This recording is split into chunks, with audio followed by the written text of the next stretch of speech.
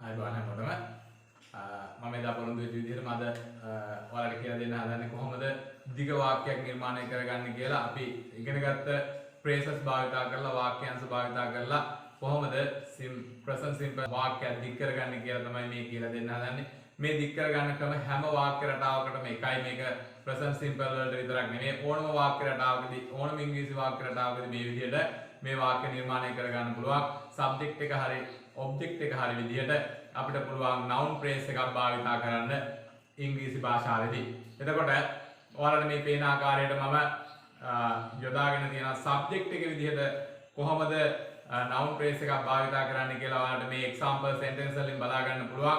පළවෙනි sentence එකේ තියෙනවා ශ්‍රී ලංකාවේ ජනාධිපතිතුමා රට සංවර්ධනය කරනවා කියලා. එතකොට ශ්‍රී ලංකාවේ ජනාධිපතිතුමා කියන එක තමයි phrase එක විදිහට භාවිතා කරන්නේ. ශ්‍රී ලංකාවේ ජනාධිපතිතුමා කියන එක අපි ඉංග්‍රීසියෙන් කියනවා the president of Sri Lanka කියලා. the president of Sri Lanka කියලා කියන්නේ ශ්‍රී ලංකාවේ ජනාධිපතිතුමා. the president of Sri Lanka develops the country. මේ develop කියන ක්‍රියාපදයට s අකුරක් එක්ක කරනවා. president කියන්නේ එක්කෙනෙක් හින්දා. එතකොට singular noun එකක් හින්දා the president of Sri Lanka develop the country කියන වාක්‍ය නිර්මාණය වෙන්නේ the president of Sri Lanka කියන phrase එක යොදාගෙන.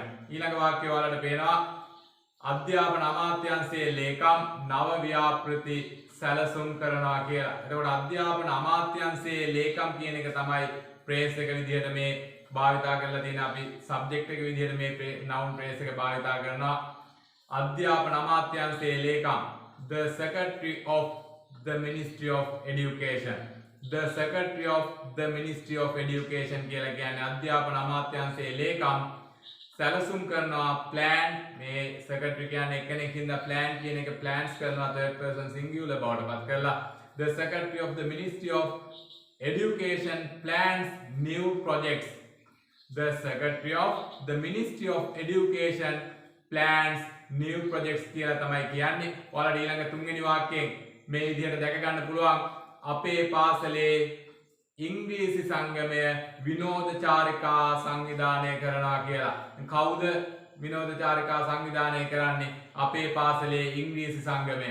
කියනවා the English club of our school. අපේ පාසලේ ඉංග්‍රීසි සංගමය the English club of our school organizes trips. සංගමය කියන්නේ එකක්. ඒ හින්දා organize කියන එකට s අකුරක් එක්කව කරලා organizers කරනවා. the English club of our school organizes trips කියලා තමයි අපි කියන්නේ.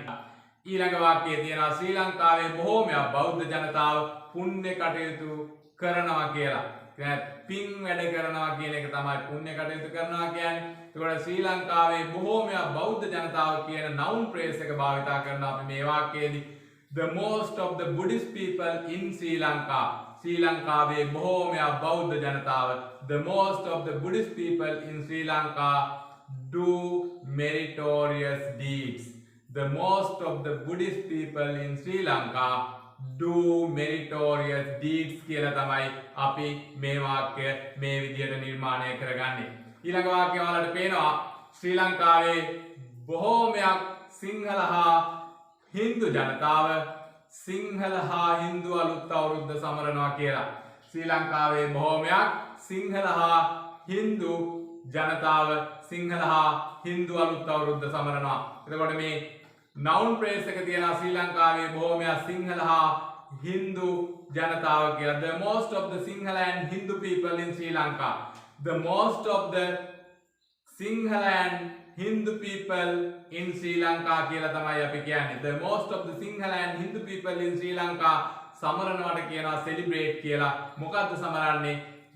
the Sinhala and Hindu New Year. the most of the Sinhala and Hindu people in Sri Lanka celebrate the Sinhala and Hindu New Year කියලා තමයි අපි වාක්‍ය නිර්මාණය කරගන්නේ. මේ වගේ දිග වාක්‍ය නිර්මාණය කරගන්න අනිවාර්යයෙන් මේ phrases දැනගෙන ඉන්න ඕනේ. මේ පාඩම නම් ඉස්සෙල්ලම බලන්න අපි ඉස්සෙල්ලා පාඩම් බලන්න phrases හදාගන්න හැටි කියලා දීලා තියෙනවා. ඊළඟ වාක්‍යයේ තියෙනවා පොත් කියවීම දැනුම ලබා දෙනවා කියලා. පොත් කියවීම කියලා කියන්නේ gerund එකක් භාවිතා කරනවා අපි කියවීම කියන reading books. reading books කියන්නේ පොත් කියවීම මේ ජෙරන් හැම වෙලාවෙම ඒක වචන විදියට වැඩ කරන්නේ. එතකොට gives කියලා කියන අපි give කියන එකට s අකුරක් දාලා reading books gives knowledge. reading books gives knowledge කියලා තමයි වාක්‍ය නිර්මාණය වෙන්නේ. ඊළඟ වාක්‍යයේ තියෙනවා සෞඛ්‍ය සම්පන්න ආහාර ගැනීම සෞඛ්‍ය සම්පන්න සිරුරක් නිර්මාණය කරනවා කියලා. සෞඛ්‍ය සම්පන්න ආහාර ගැනීම සෞඛ්‍ය සම්පන්න සිරුරක් නිර්මාණය කරනවා. එතකොට සෞඛ්‍ය සම්පන්න ආහාර ගැනීම කියලා කියනවා අපි noun phrase එක having healthy food. having healthy food නිර්මාණය කරනවාට කියනවා creates කියලා. create ඒකට s අකුරක් දානවා අපි creates වෙන්න. having healthy food creates a healthy body. having healthy fruits creates a healthy body කියලා තමයි කියන්නේ. හරි. මේ ආකාරයට අපිට පුළුවන් subject එක විදිහට භාවිතා කරන්න මේ කියන noun phrases. එතකොට අපිට පුළුවන් දිග වාක්‍යයක් නිර්මාණය කරගන්න. දැන් අපි බලමු කොහොමද object එකක් විදිහට අපි මේ කියන noun phrases භාවිතා කරන්නේ කියලා. මේ පේන ආකාරයට අපිට පුළුවන් phrases භාවිතා කරන්න object එක විදිහට. එතකොට ඔවුන් පොත් කියවීමට කැමති කියලා කියනවා. ඔවුන් පොත් කියවීමට කැමති. ඒ කියන්නේ ඔවුන් පොත් කියවන්න කැමති කියලා. they like reading books කියලා. reading books කියන phrase එක තමයි භාවිතා කරන්නේ. they like reading books. ඊළඟ වාක්‍යයේ තියෙනවා අපි රූපවාහිනී නැරඹීමට ගොඩාක් කැමතියි කියලා. අපි රූපවාහිනී නැරඹීමට ගොඩාක් කැමති. මේ ගොඩාක් කැමතියි කියන වචනේ අපි like කියන එක කැමතියි කියලා කියනවා. ගොඩාක් කැමති නම් love කියලා කියනවා. එතකොට we love watching TV කියලා තමයි කියන්නේ. we love watching TV. අපි රූපවාහිනී නැරඹීමට ගොඩාක් කැමතියි. අපි කියනවා ඇය chess සෙල්ලම් කිරීමට ගොඩාක් අකමැතියි කියලා. ගොඩාක් අකමැති නම් අපි කියන්නේ අකමැති නම් කියනවා dislike කියලා. ගොඩාක් අකමැති නම් කියනවා hate කියලා. එතකොට ගොඩාක් අකමැති නම් hate කියලා කියන්නේ ඇය chess සෙල්ලම් කිරීමට ගොඩාක් අකමැතියි. she hates playing chess. she hates playing chess කියලා තමයි කියන්නේ. ඇය chess ක්‍රීඩා කිරීමට එහෙම නැත්නම් ඇය chess සෙල්ලම් කිරීමට ගොඩාක් අකමැතියි කියලා. ඊළඟ වාක්‍යයෙන් කියනවා ඔහු ඉංග්‍රීසි ඉගෙන ගැනීමට අකමැතියි කියලා. ඔයාලා වගේ ගොඩක් අය වගේ ඔයාලා නම් කැමති හින්දානේ මේක බලන්නේ. ගොඩක් අය ඉංග්‍රීසි ඉගෙන ගන්න අකමැති. ඒ වුණාට අපිට අනාගතයේ උවමනා වෙන්නේ ඉංග්‍රීසි කියලා මතක තියාගන්න ඕනේ. ඔහු ඉංග්‍රීසි ඉගෙන ගැනීමට අකමැතියි. අකමැතියි කියලා කියන්නේ dislike කියලා මම කිව්වා. ගොඩාක් අකමැති නම් hate කියලා කියනවා. අකමැති නම් dislike කියලා කියනවා. එතකොට ඔහු ඉංග්‍රීසි ඉගෙන ගැනීමට අකමැති නම් he dislikes learning English කියලා තමයි කියන්නේ. he dislikes learning English. එතකොට මේ ing වලින් තියෙන හැම gerund එකක්ම noun phrase එකක් විදිහට අපිට භාවිතා කරන්න පුළුවන්. ඒ වගේම ඔයාලට මේ පේන විදිහට අපිට පුළුවන් භාවිතා කරන්න අනිත් phrases අපි ඉගෙන ගත්ත තියෙනවා ඇය ලස්සන මල් පැල සිටුවනවා. she plants beautiful flower plants කියලා. එතකොට beautiful flower plants කියන එක තමයි මේකේ noun phrase එක object එකක් විදිහට අපි යොදාගෙන තියෙන්නේ. ඊළඟට කියනවා අපි බොහෝමයක් දුප්පත් ළමයින්ට උගන්වනවා කියලා. අපි බොහෝමයක් දුප්පත් ළමයින්ට උගන්වනවා.